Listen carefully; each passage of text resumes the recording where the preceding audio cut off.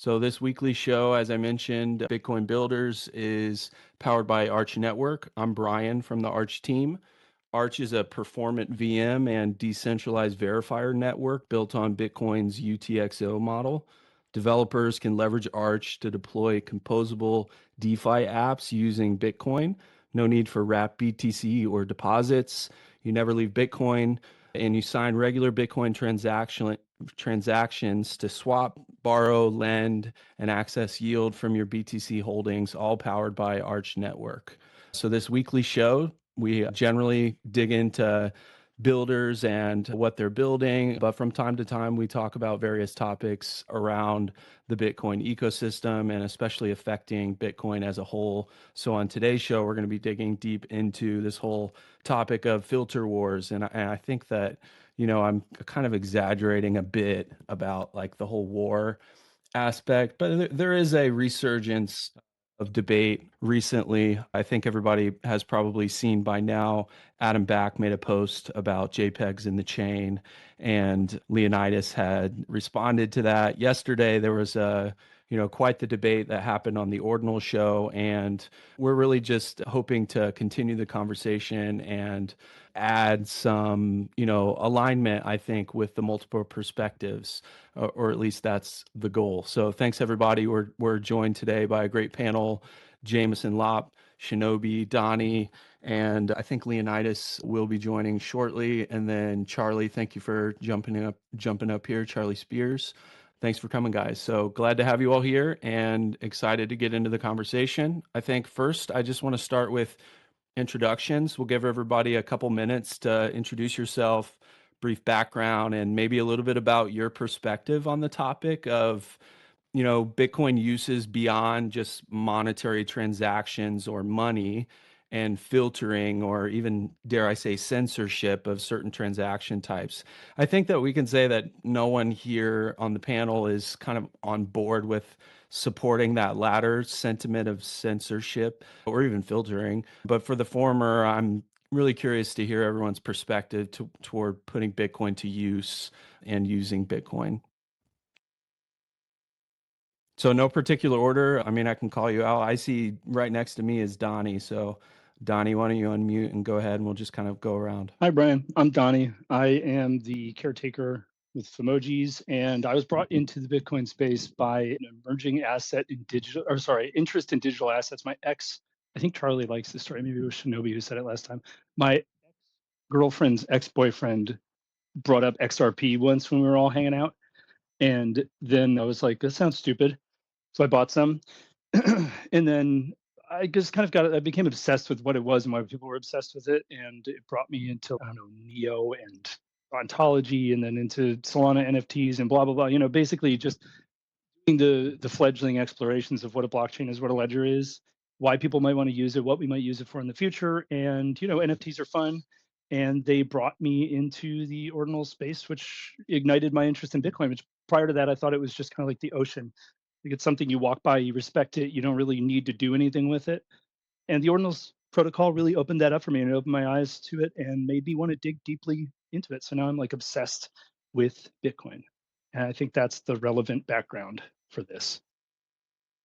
All right. Thanks, Donnie. Appreciate you. Jameson, if you want to go ahead. Sure. I mean, I've been building in the space for over a decade. And while I have a computer science background and mostly take a technical perspective on a lot of these issues, obviously the sociological issues and conflicts that come up as we are discussing, what Bitcoin is slash what should Bitcoin be, I think are some of the more fascinating debates. And I wrote an article 9 or 10 years ago where I talked about Bitcoin as a trust anchor. And in that article, I was talking about the fact that you can put arbitrary data into Bitcoin. You can use Bitcoin as a platform to build other things on top of. Whether or not that's a official quote unquote layer 2 ecosystem, which is what most people think of, or if it's some sort of meta protocol, and you're just putting other data, whether it's hex, binary, JSON, and then creating this meta protocol where you create some other ecosystem based off of that. The protocol allows it, and we can debate ad nauseum about whether or not the protocol should allow it, but the technical fact is it does allow it, and it's very difficult to change it to disallow any sort of arbitrary data. We'll get into the weeds on that later, but this is a permissionless ecosystem. It is a PvP game we are all playing, and from my perspective, I really don't care about things like trading tokens or trading images or art in general. It's just not my personal interest. But I think that anyone should be allowed to build whatever they want within the confines of the protocol and then compete with everyone else at the economic level for this scarce common resource that we call block space. Yeah, thank you. And that concept of, being anchored to Bitcoin is definitely something we align with here at Arch. Next, let's go with, I think I had Charlie. Hey, I just hopped up in here because I saw the boys and I've been talking about filters. I've been in Yeah. Bitcoin a long time. I love ordinals. I love the culture. I strongly believe that Bitcoin is an incredible, powerful monetary network. But the next strongest thesis that I have about Bitcoin being used for things that aren't primarily money is time stamping. I feel very strongly that Bitcoin, the surface of what it means to stamp and log the order of things on Bitcoin has barely been scratched. Namely, an example would be like simple proof, time stamping, like verification that these documents existed as part of an election fraud prevention scheme. I think the implications of that is barely understood. And DeFi tokens, whatever, fun, build whatever, go ham. Block space is for anyone who makes consensus valid transactions. Appreciate you coming, Charlie. Next, I had Shinobi. Just some random dude who stumbled into this space more than 10 years ago and became compulsively obsessed, totally self-educated.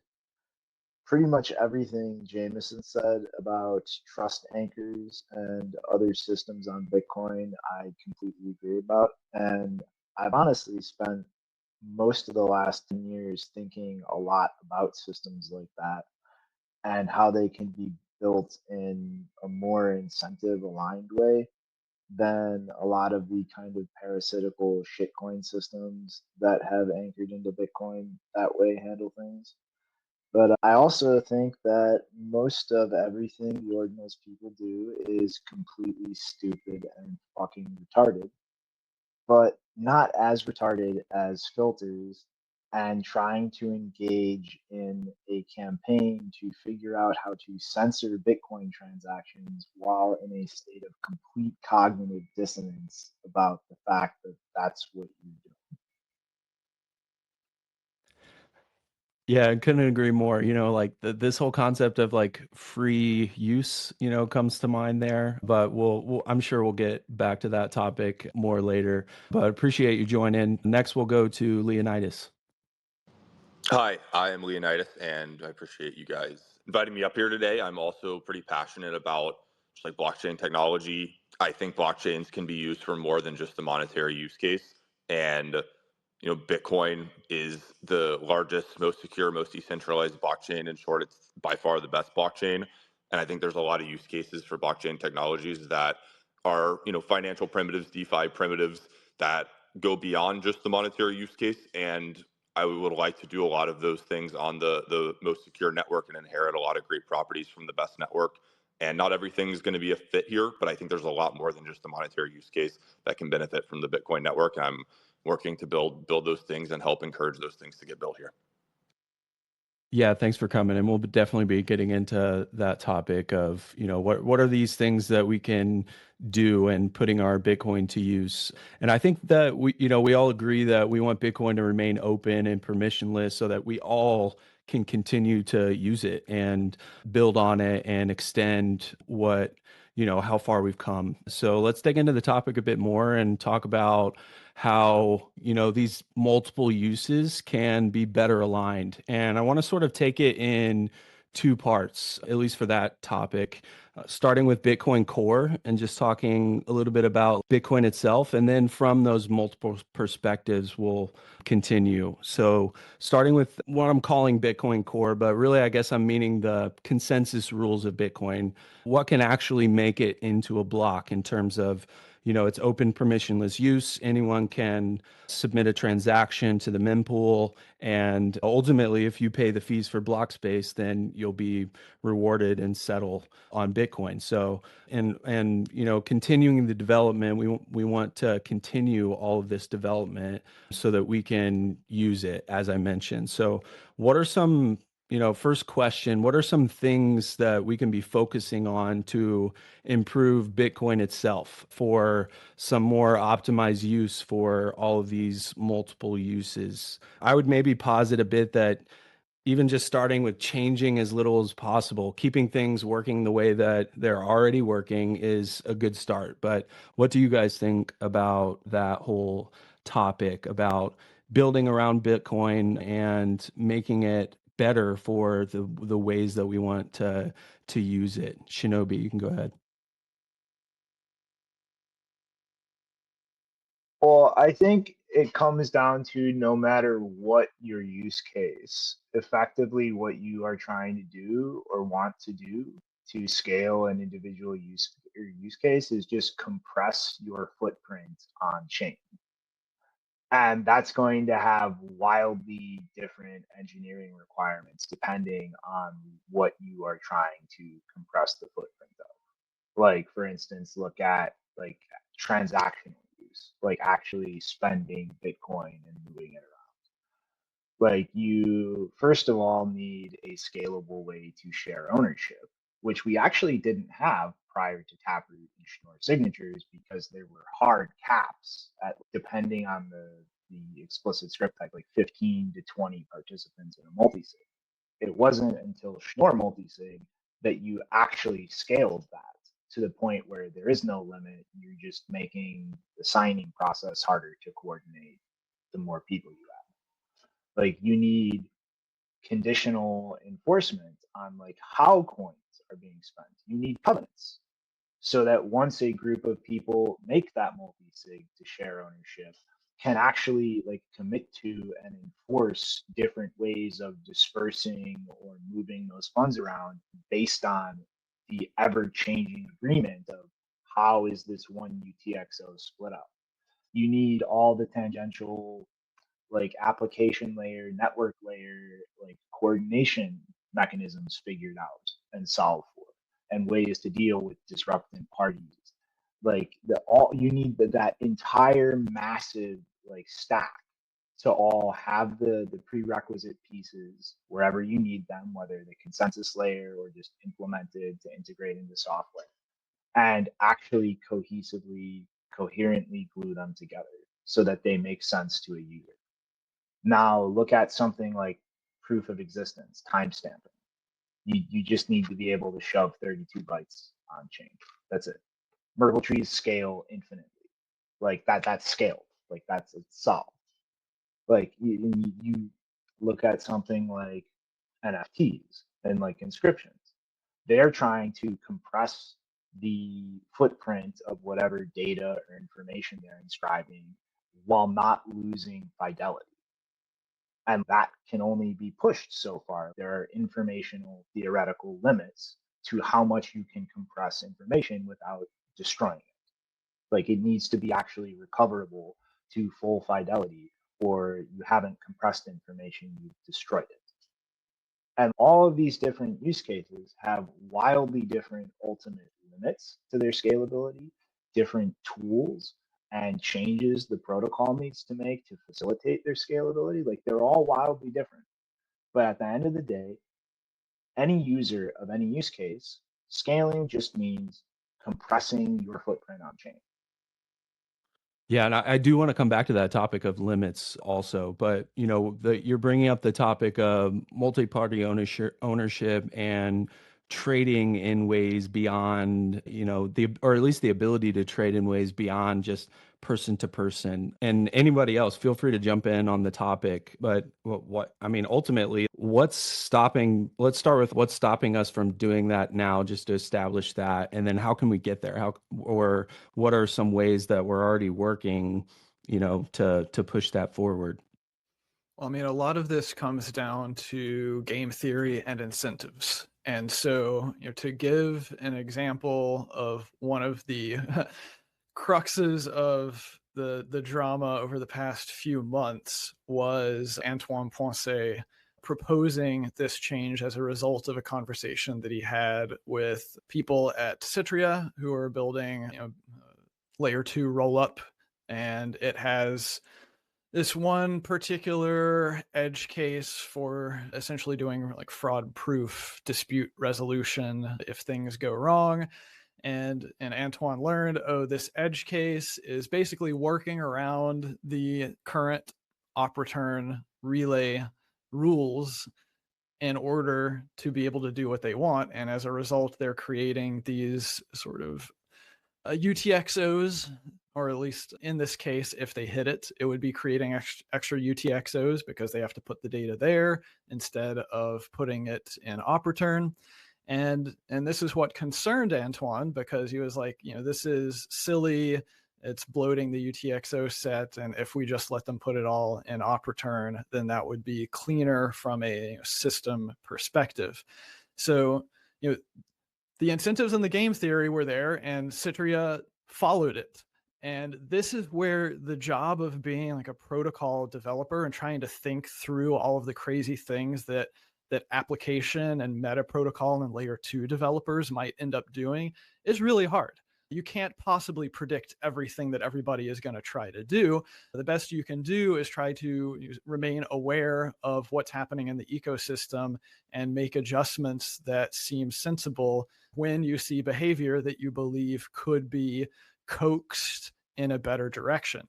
And so, anyone who's been following along the debate has understood that one particular point got twisted into a weird conspiracy theory that, it was actually Citria that was basically conspiring with core developers and maybe bribing them and doing all types of other things in order to change the protocol for their own benefit, when it was actually the other way around, of the protocol developers trying to be better stewards of the network. But I think we're pretty much long past the point of people being convinced of motivations at this point. Everybody has their narratives that they've gotten stuck in.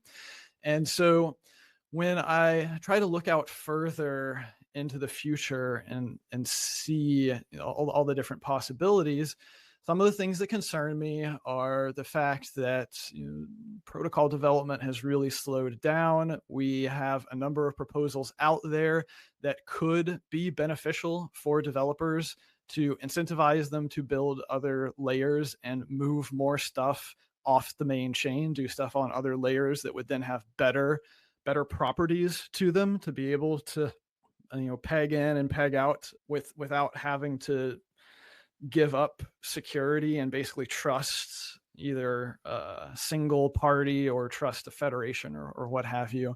And it's just becoming, I think, more and more ossified. This is something I've been talking about for several years, because there's always going to be objections, it seems, to almost anyone trying to, from their perspective, improve the network. So I don't know where this is all going. Maybe we're all just yelling at each other for no reason whatsoever. Like, nothing is going to be accomplished from all of this. But if nothing changes, that in and itself will have ramifications down the line, assuming that we continue to get more adoption of actual Bitcoin, of people using it permissionlessly, people buying block space. Then that will eventually change the game theory as well, assuming that fees go higher, that will price out certain use cases, that will force certain developers or users of Bitcoin to change how they're using it, because perhaps whatever they were doing today when it's really cheap doesn't make sense in the future where it's orders of magnitude more expensive. Yes, of course. So this concept that workarounds or hacks within the current, constraints of the system comes with effects and ramifications from what people do. There's things that can be negative about it, right? And even, that's true of changes as well, especially when changes constrict things even further for what you can do with what people are trying. But anybody want to jump in on this before I add another layer on top to this topic? Yeah. I look at a lot of the cool things we're doing on Bitcoin today and a lot of the runway we have yet to keep working and building in those dimensions. Like I look at silent payments. I look at the wild world of TapScript, which hasn't fully been like explored. I look at things like what Rob Hamilton's doing with Miniscript and like special types of vaults and fallbacks. And all of those things were enabled by a series of soft forks, which brought us to the capabilities Bitcoin has today. And I think that Bitcoin will ossify.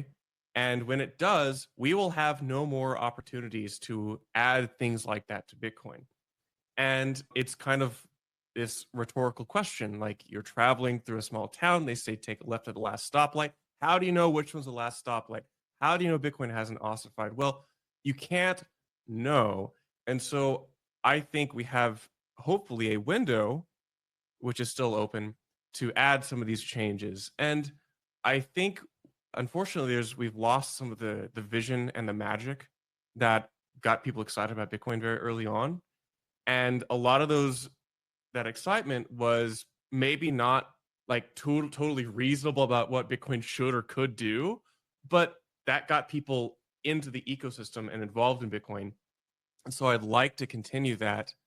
And the thing is, every time we have a soft fork, almost certainly there will be social cost to it. And it's like we have an unknown amount of points to spend towards this social cost. And we can see it today arguing about relatively minor changes to Bitcoin. I'm talking about consensus changes, not policy changes like op return.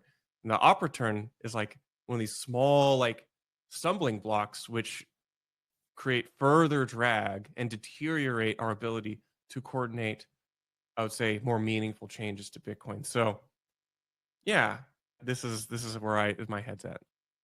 What was the Yeah, that's question again, Brian? well, I was asking about what workarounds ultimately, well, that's what we got to. We started with just kind of asking, like, what are things that we can focus on within Bitcoin itself to optimize for better use for everyone. And then we kind of got to talking about, how workarounds can cause issues. And that's where I was getting ready to go specifically, which is what Charlie mentioned, that, even changes can have some of those effects. We think that it's going to be this great thing that we're bringing to Bitcoin, but it can have some negative ramifications as well. But I was going to ask about like the positive side. What are some things that we can maybe look forward to or plan around or try to, like figure out better in terms of things like soft forks, opcodes, things like that. So Charlie kind of took us into that next topic, but go ahead, Donnie. I don't know if, this is, I guess everything's relevant if we're talking about Bitcoin. This is what was bouncing around in my head while we were doing the last round. Amazon was a bookstore, right? And then nobody gave a shit. So it turned into something that people wanted because people bought the things that were provided when it provided something that people wanted. TikTok and Instagram and Facebook are kind of all the same way. It's not defined by the platform. Like the platform has rails, but the users define what the thing is to be used for. So if we are all fighting about what Bitcoin is to be used for, I think the actions speak louder than any words could speak. And whatever Bitcoin's being used for, I think it is reasonable for us to modify the protocol if it's possible in the most responsible ways we can. So like knocking out the current ways people are adding what some would consider undesirable data or non-monetary transactions in favor of them finding ways to jam it into the control block or somewhere, like we were talking about Citria earlier with the unspendable UTXOs that would have been created if op return transactions weren't able to be at least kind of standardly bigger. that's trying to curtail the user base into doing something that they don't want to do is either going to make them go do it somewhere else, which is not good for Bitcoin. We don't want people to stop using Bitcoin, right? That's not anyone's big idea. Or they're going to do it in a more unhealthy fashion. We're going to end up with graffiti, literal graffiti fighting on buildings, and everyone's going to be mad about it because it was done in a very suboptimal way instead of allocating and like welcoming graffiti where the graffiti wants to be put, you know? So I think that at some point we just realize that we are now a part of the newest, biggest major religion, and there are subdivisions and factions breaking off because we differ.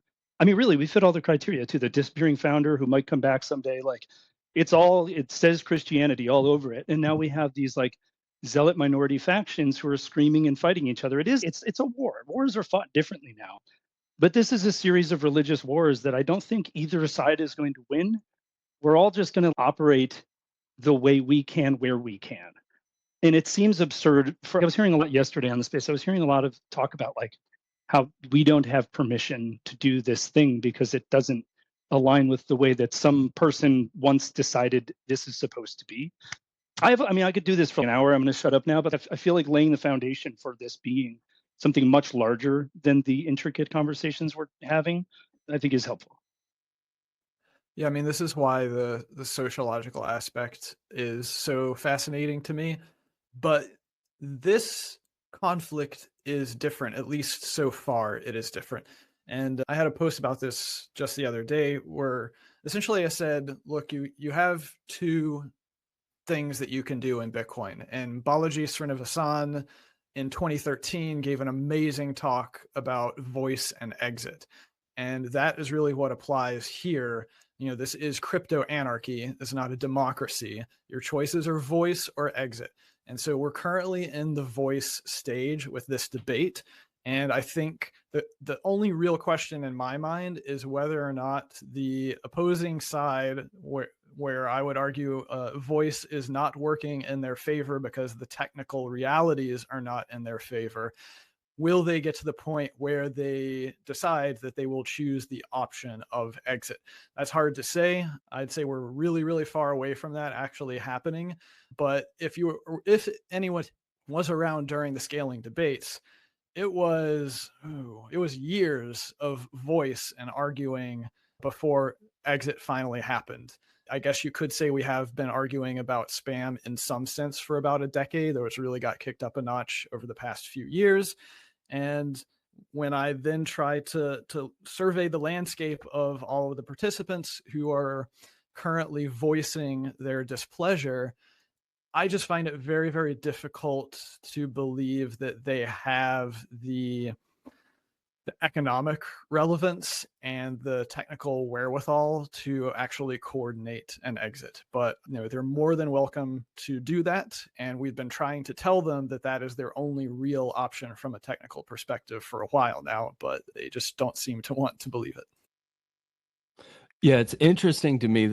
I was reminded, on this topic of the concept of Amazon and, bootstrapping Bitcoin to hundreds of millions, billions of users.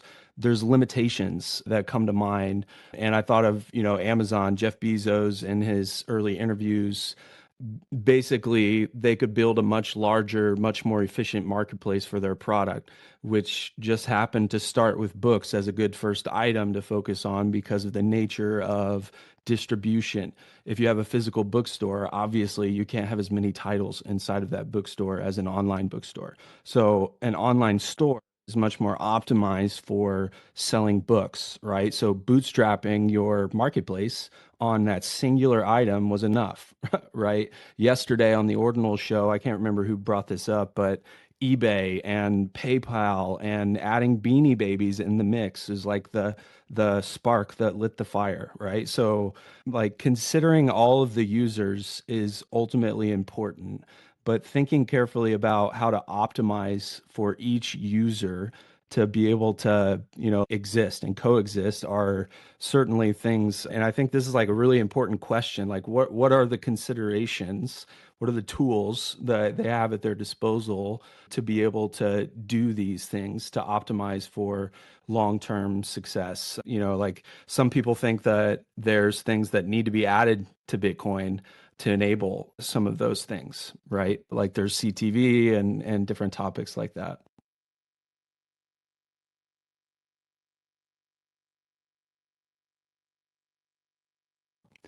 But anybody else want to dive in? I do have a couple other questions, but if anybody want to weigh in on this topic, Leonidas or Shinobi.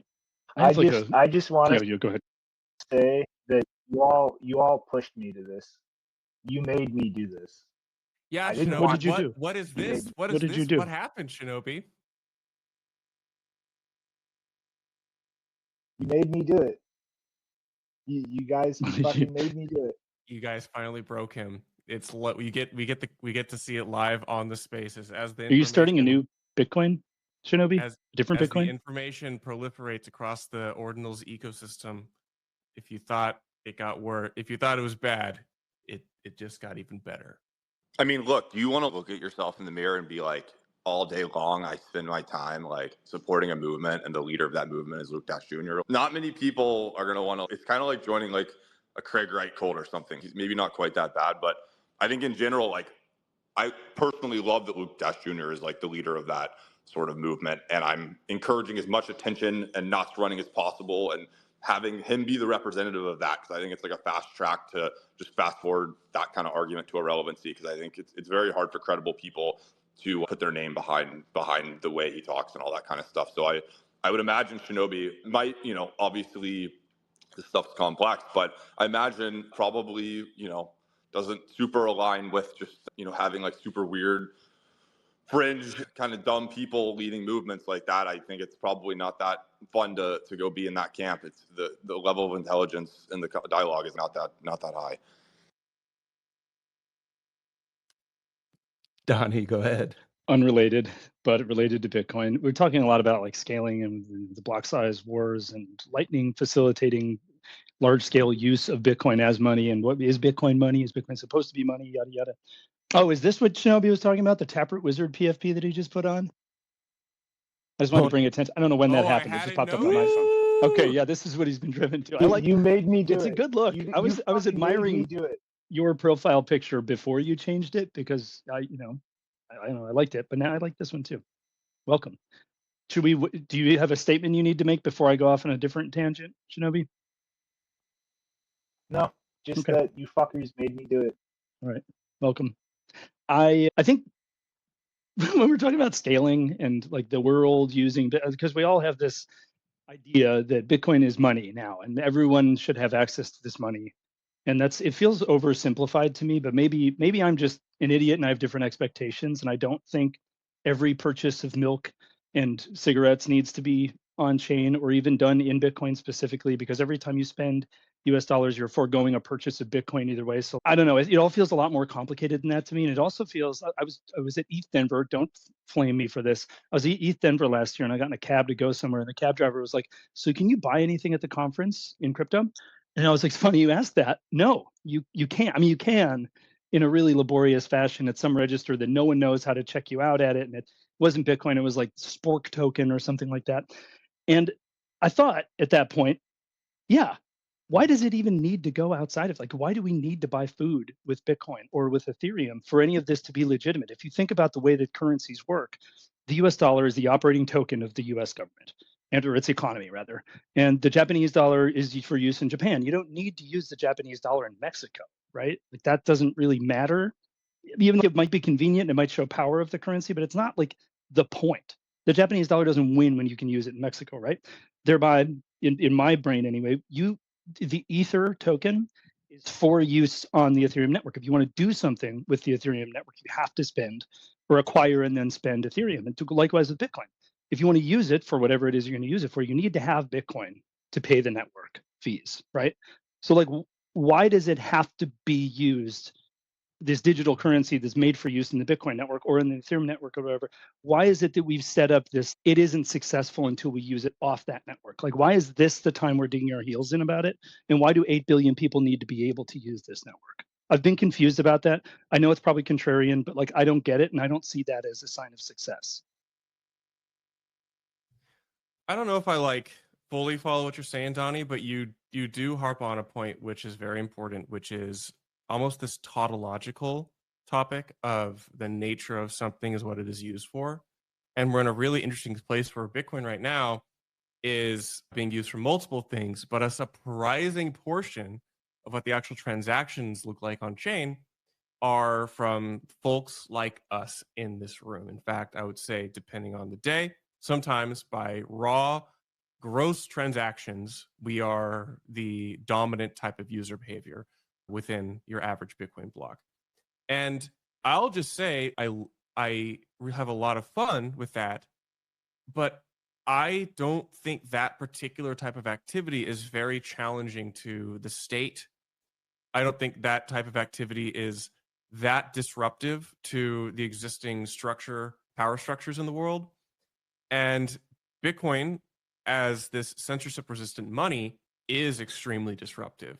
Now, I know we also use Bitcoin as censorship resistant money, but there is this word we harp on, censorship resistant. And it's really funny how this more cultural layer of ordinals and JPEGs seems to be the ones really strongly advocating for censorship resistance, even though I think like I'm critical of the methodology and sometimes like the understanding of it seems pretty right on this. And that is a beautiful thing. And I hope we can improve Bitcoin and make changes to Bitcoin which make it more resilient as a censorship resistant network. I think a backbone of that is increasing the ability for users to self-custody, whether it be JPEGs or fungible Bitcoin or both. Users should be able to self-custody as close as possible their meme coins and shit coins on Bitcoin. They should be able to, most importantly, custody their fungible Bitcoin. And a lot of the things we argue about we are arguing about with the filters debate are actually reduced or mitigated by increased self-custody and increased on-chain usage. I think one of the reasons we're arguing so much right now and why there is this huge reactionary pushback of retarded filter boys is because we don't have much on-chain usage. And it's not because we, in this type of Twitter space, aren't using it. It's because there is a broader problem, which is multivariate, about why Bitcoin itself does not have as much transaction demand. So like all of my positioning is going to be, how do we get more people to transact on Bitcoin? And that's been how I to position my own voice. It's like a cart. I'll come to you in a second, Donnie, but you're talking about like cart before the horse sort of thing, right? So when scaling solutions are built before the activity, necessitates them, then within those systems, the increased activity like knocks off those scaling solutions from even working. Then we've developed a product that users like will not continue to use ultimately. And a little bit of both, Brian. I mean, I think both and. I think we build responsive to things happening, and we build proactively. I think there are two sides of the same type of design principle. Right, absolutely. But then leading, you have this flywheel that needs to happen in the ultimate long term, right? Because everybody knows that this is an issue. We have the decreasing block reward, right? And how are we going to deal with that? So pushing network activity on the base layer to points where it needs the scale is going to lead to building in ways that those mechanisms are going to be better connected, because you're going to have the users pushing the development forward. And that's kind of what you're talking about there, is that you don't have a user base that's directing the development of that scaling solution. So it's developing in a way that becomes incongruent with base layer activity. So much that when base layer activity can like ramps up with this other use case, that it kind of like disrupts the other ones. So finding alignment with the base layer and scaling the base layer is kind of like earlier, right? Donnie, we'll come back to you. So yeah, I don't want to dwell on this too much. I don't know if I properly expressed what I was trying to say last time. So I think my point here is that like this whole debate feels like people saying stop using the US dollar so much in the United States because it makes it more difficult for us to use it in Mexico. And I know that's a bad analogy, but Bitcoin transacts on Bitcoin is not aware of milk or clothing or services and goods that are in the physical world, right? So using Bitcoin really only natively applies within the Bitcoin network. Currently, there are more people using the Bitcoin network natively within the Bitcoin network than there ever have been before. I mean, by my read anyway. I'm not a historian, so I might have messed that up somehow. But people are using it on chain to buy on chain things and make things on chain. That feels like the most native use case for Bitcoin, in my opinion, because I don't feel like, to go back to the previous point, I don't feel like it is an indicator of success when we can use Bitcoin everywhere outside of the Bitcoin network too. And that's fun and it's cool. And I paid my tattoo artist in Bitcoin once, and that was cool because there wasn't so much traffic that it was stupid for me to do that, and the fees were low, and like I did it, and he had Bitcoin. But that doesn't feel like the only metric for success. And it feels like the camp of filter people is saying, if we don't get every single person on Earth transacting in Bitcoin, then we have failed. And that's like them projecting their values onto other people instead of looking at what current consumers within actual like on-chain activity on Bitcoin are saying that they want. That was the point I was trying to make. And I haven't had to do this concisely, so it's a little bit scattered. My bad. No, and you're right. I think you're exactly right. It's also kind of like saying that the financial system is limited to just cash and money and payment, which obviously a sophisticated, modern society and the internet age strapped to it is not that. Shinobi, go ahead. I mean, this just ultimately comes back to what I said at the beginning about compressing your footprint. Like, block space is a free market, and at the end of the day, it's all about relative density to other use cases. Like, denser ones will outcompete ones that cannot be compressed as much, and it's just that simple, which is why we need to figure out the use cases we want to keep around and sustainable, and figure out how to compress their on-chain footprint. Like, it's that simple. Like, any other layer or social interpretation or like all this other like soap drama political spin you want to put on top of it is irrelevant. That is the basis of what is actually happening and what is actually necessary to do. It's the protocol's job to adapt to the way that people want to use it. Is that what you mean? And do it responsibly? No, we have to figure out how to adapt our use of it to it, or we will be pushed out by people who figure out how to do that for their use case. And by it, you mean that simple, right? You mean Bitcoin block space compete for it in the yes. long.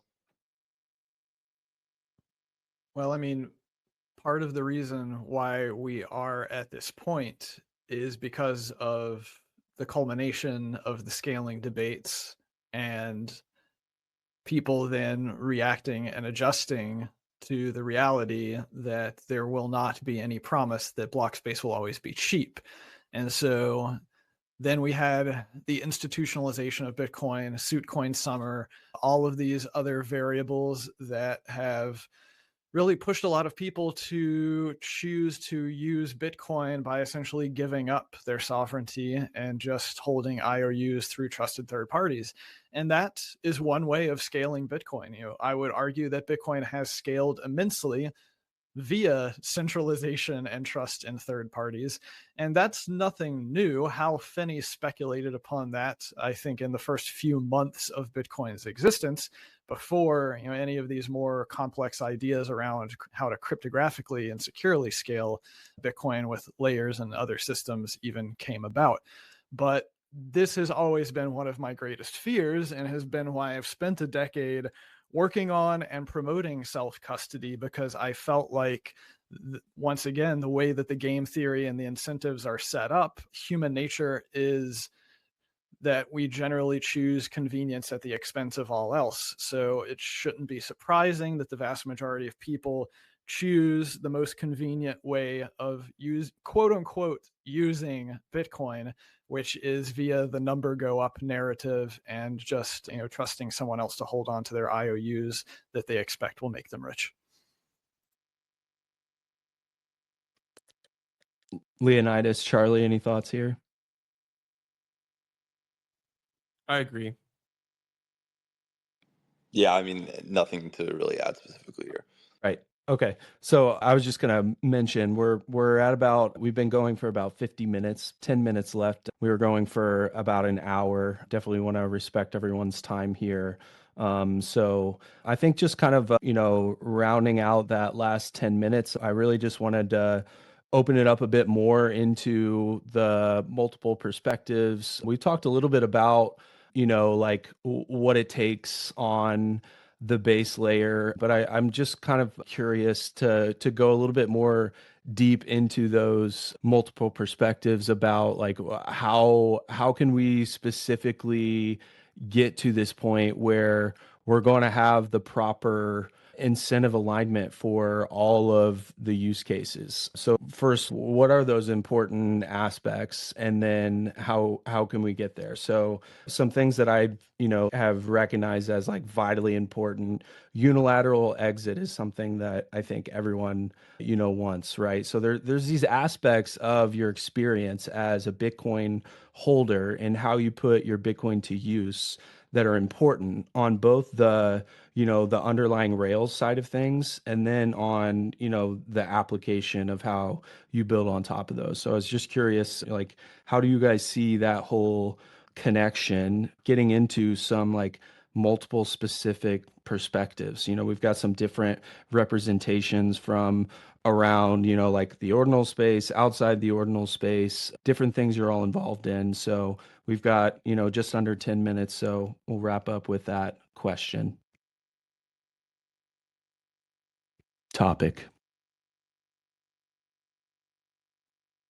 So I'll just say that I think part of what's happening here is that people do have feelings around the like more serious upgrades to Bitcoin that maybe enables a lot of this like really powerful L2 stuff and more trustless pegging in and pegging out and that sort of thing. But what's happening is like one camp is digging their heels in on a topic that's just like very basic, like op return or the sat per v byte being lowered, and just like these basic filter changes. So they're trying to keep the conversation stuck on filters because they think if they're really loud and obnoxious with that, then there's no way we can get some of these larger upgrades. And to a point, they're successfully delaying in certain ways those conversations from happening.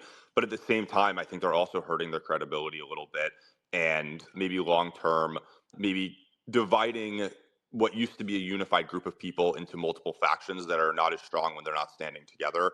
So it's very interesting to see all these dynamics play out, and I think it's just part of how crypto economic networks solve problems, right? Like we have this period of discourse, and eventually we'll figure out what the future of Bitcoin is based on the voices and movements that grow and factions that grow and those that shrink. And I think Bitcoin knots, it might seem like they're growing now. I just fundamentally believe that just as a faction or group of people, that like long term, this is not a group of people that's going to have like significant relevance in the Bitcoin network, and probably kind of just they're on their way out from my perspective. That's how I view it. I was in the space yesterday, and there was this interesting topic dimension which I really hadn't considered enough, which was most enthusiasts in the Bitcoin space, most of those who are active in the online discussion, want to feel like they are fighting to preserve Bitcoin, that they're fighting or defending Bitcoin in some capacity.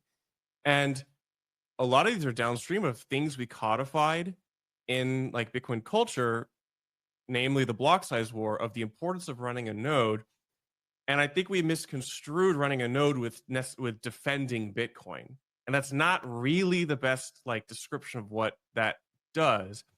And so I think like that's the motivation for a lot of the Knots camp. They think we're defending Bitcoin by doing this. And I would hearken back to an early part of ordinals where a lot of us, I remember like on the ordinal show, we would like rant and flail against this idea of Bitcoin Core because they weren't allowing certain things. It was really frustrating. I was a big critic of a lot of the, the things happening and the response to ordinals, which is really funny. But as you look at what the actual effect was after ordinals users began to continue and demonstrate sustained economic activity and sustained marketplace building and tooling and like actual sustained user base and user behavior, you saw that eventually affect the landscape of Bitcoin development itself.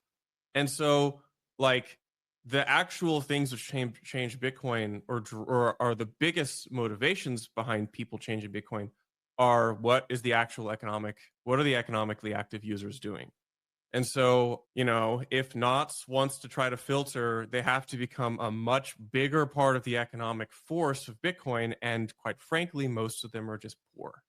And they would have to figure out how to demonstrate and flex their economic muscles and weight more to become more influential stakeholders. But the thing is, if your goal is to censor Bitcoin, you're going to have a much more difficult time. Whereas in the ordinals case, if your goal is to explore Bitcoin's boundaries and use your economic power to do that, then you're going to have a much better time because you have the wind at your back. Yeah, great characterization there. Any other final thoughts? We've got just a few minutes left here. So Jameson, Shinobi, Donnie, if you want to weigh in with some final thoughts here before we wrap up. I mean, I am not deep into the ordinal space. I won't claim to really know much about what's going on there. Don't pay attention to it. I really only pay attention to the mempool. And all I can see from the mempool is that from my perspective, demand for block space is essentially dead. So you guys, you keep doing whatever you want. From my perspective, you're not doing enough of it because I'm not seeing enough competition going on for block space. We could argue about whether or not this competition should be between pure monetary transactions and arbitrary data or whatever, but the short version is that the entire world and the entire global set of potential use cases that Bitcoin as a protocol and network currently allow just doesn't have enough people trying to use it, and therefore they're not creating a sustained economic demand that makes me feel good about the long-term prospects of us being able to pay for thermodynamic security in a diminishing block subsidy era. Go ahead, Donnie. As final thoughts, I guess most of happiness in my life has been determined by my ability to manage my expectations, and I find that the word should sucks across the board. I don't like the word should. I think when you say should, you're implying that someone else ought to share the vision you have, and they're wrong if they don't, and whatever. If we're to say that buying a JPEG is not a financial or monetary transaction, I think there's a slippery slope between confirming that and then deciding that other use cases or other things people want to spend money on are also not morally correct and need to be censored on top of that. That's my biggest problem with this. I don't care how much space we have to put JPEGs on chain, but it's clear that people want to trade them and move them back and forth. Stopping them from doing so is a slippery slope, in my opinion. That's it. Go ahead, Shinobi. Well, I just wanted to say I think people should focus more on the individual use cases that they are actually engaging in. Focus on scaling those. Figure out how to make your use cases on-chain footprint as minimal as possible so that you can outcompete other use cases that you don't like. Stop focusing so much on what other people want to do with their money. And like I said at the very beginning of this, just making financial transactions has an exponential benefit versus embedding arbitrary data on chain. There is no limit to how much you can compress financial activity outside of the coordination problem of more and more people actually processing state updates off chain. Focus on figuring that out. You can only compress a JPEG or an audio file or whatever else so much, and then you just can't anymore without turning it into random meaningless bits of data.